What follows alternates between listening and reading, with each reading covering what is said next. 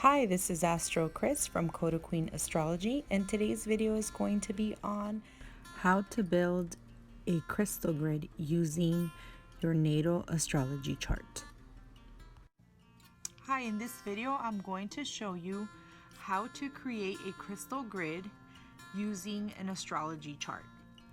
So this is similar to gridding crystals in different sacred geometry. Our natal chart is geometry. There's lots of angles and degrees, and the sky's orbit is not necessarily circular, but it's elliptical, so it does have a shape, right? Because that's a shape as well.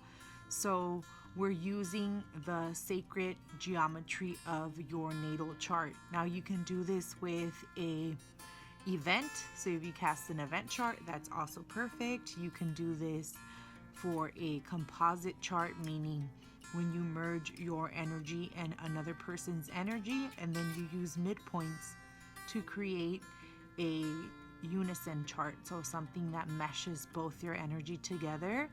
And basically you're doing this for intentions, to set an intention. So if you use a composite chart, it's going to be more about love. If you're using an event chart, something you would like to come to fruition, like if you'd like to start a business, or if you'd like to launch a project, or apply for a job, or get into a specific school, then you can cast a chart based on that and then start doing crystal magic. So I have some stones here on the side. These are the stones that I just chose to work with. And I have this little crystal set, little hearts. So I'm going to use those, but you are free to use any stones, chips. Sometimes you have a bracelet that breaks, and like a broken bracelet. Those are actually perfect for gridding and things like this, because they're tiny and you're able to grid them specifically to the planet. These stones, they're not as tiny, so we're gonna more activate the house versus activating the specific planet. Now, every time I grid work, I always like to use one of these babies in the middle, and this is to get the energy started. So I place it there, and then I set my intentions.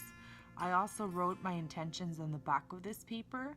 So I am setting my intentions. I already wrote them down. I'm activating it. I cleansed all my crystals, so I'm ready to go. Now, I do not like keeping this crystal there, because this is just to activate it. This is how I like practicing. So I do set it aside, but I set it near, because clear quartz amplifies all the energy. What I'm going to be using today is I'm going to use carnelian right in the middle. So that's how I'm starting my grid. And I'm choosing carnelian because of the type of intention.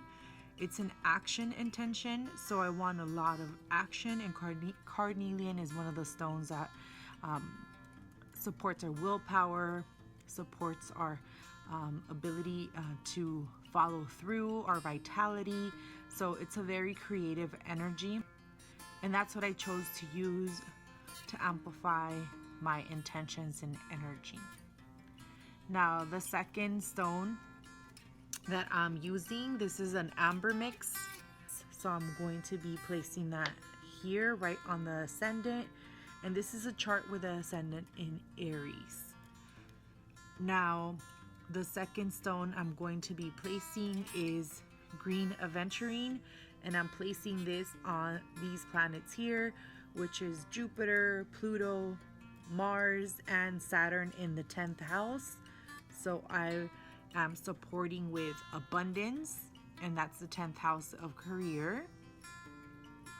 After that, I'm grabbing this piece of amber and I'm placing it here in the 5th house cusp, which is a Leo house, and amber is well coordinated and suited for Leo energy.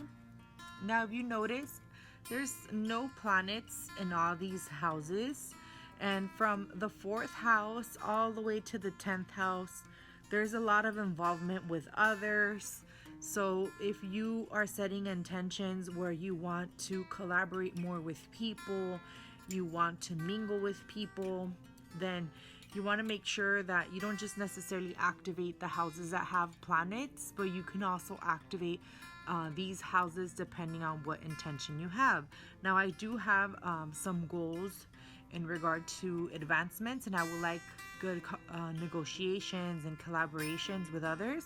So I am choosing to place this heart in the 7th house cusp of partnerships. So it's not just necessarily marriage, but it can be partnerships, any type of partnerships, business negotiations, legal matters.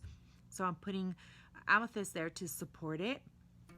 And I'm gonna grab rose quartz, and I'm placing rose quartz in the 2nd house, especially because in this chart, Venus in the sign of Taurus is ruling the 2nd house. So I would like to support Venus and give her some loving quality with that rose quartz, so she can be very activated in that 2nd house. I'm using clear quartz and placing it in the 12th house where Neptune is at, just so I can have some clearing and some assistance in regard to spiritual development. And I'm also choosing to use Tiger's Eye on the 3rd house and red jasper in the 9th house.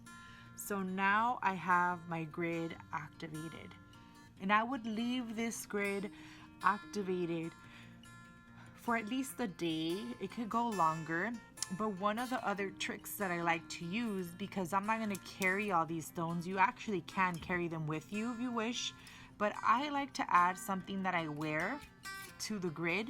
So this stone has the energy of the grid that I built. So we can place a bracelet, and it goes very nicely there. So now it's part of the grid. Or if we don't want to place a bracelet, then just say you have a ring, then you can place the ring there, and the ring is now part of the configuration and it's being supported by the rest of the grid. This ring has red coral, and it also has the freshwater pearl, and it's made in copper. You can place anything like that, anything that you find special. It could even be one of these like red bracelets, so you can place a red bracelet there. It doesn't matter what you place, but preferably should have some type of crystal so it could vibe with the energy of the other crystals. But I like placing a personal item that I'm gonna wear in my crystal gridding, because then that item is charged with all this beautiful crystal energy and your intentions. So then after, when you put this away, you still have the item that you used during the intention setting. So I can go ahead and grab my ring, I'll put it on, and then I'll thank the energy, I'll probably sage and clear, and then we can put everything away. Now, I did have other stones here to show you. You don't necessarily have to have the same shape, but I love heart-shaped stones. So this is a sandstone, very beautiful, right? Or you can, now I have red jasper here, so this is a big red jasper you can place in the middle. So any stone that you choose does not matter, is whatever feels good to you. Or you can leave that clear quartz in the middle and match it up with that carnelian. And there you go. I'd like to thank you for your time. If you like this video, please do not forget to subscribe, hit the notification bell, and comment below. Let me know what other videos you would like me to make and share information regarding astrology and anything esoteric. I am going to be hosting a free Astrology 101 intro class. It's completely free. I'm going to show you how to generate your own chart. I'm going to show you the meanings of all the planets, the glyphs, because I know this can be like foreign language.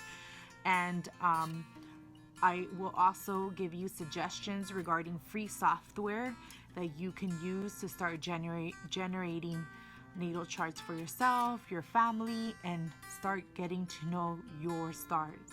So again, thank you for joining and being curious in exploring your natal chart. Thank you for tuning in, and if you're interested in finding out what's in your stars, please check the description below, as there's a link to my free birth chart calculator. And in order for you to know what zodiac sign your sun falls on, you would need to create a natal chart using my birth chart calculator, and it's free. I had lots of fun creating this, so please, if you enjoyed it yourself, don't forget to subscribe, ring the notification bell, and like